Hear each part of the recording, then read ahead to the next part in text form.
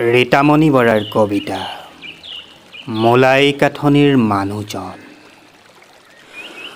উপজাৰে পৰা তেওঁৰ বুকুত এখন অৰণ্য, শুকান বালিত মৰা সাপে তেওঁক কথা কয়। বতাহত হেৰাই যায় সমনীয়া, সেউজীয়াৰ বাবে উচুপি কান্দে তেওঁৰ কলিজাই। কলীয়া আখৰ নালাগে জানিব, বৃক্ষৰ মহাকাব্যটো তেওঁৱেই লিখে। এবাটি আপং আৰু ঐনিতমৰ এটা ৰাগীত সেউজীয়াক আপোন কৰে, যেন কনেঙৰ বুকুৰ আদৰ। মুখ দেখা মজিয়া, মখমলৰ পৰ্দা অথবা ঝাৰ লণ্ঠনৰ ঘৰ নিবিচাৰে তেওঁ।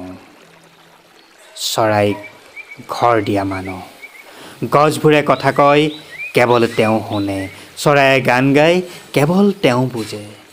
তেওঁ জানে গছ পৃথিৱীৰ প্ৰিয়তম সন্তান, গছবোৰ তেওঁৰ, তেওঁ গছবোৰৰ।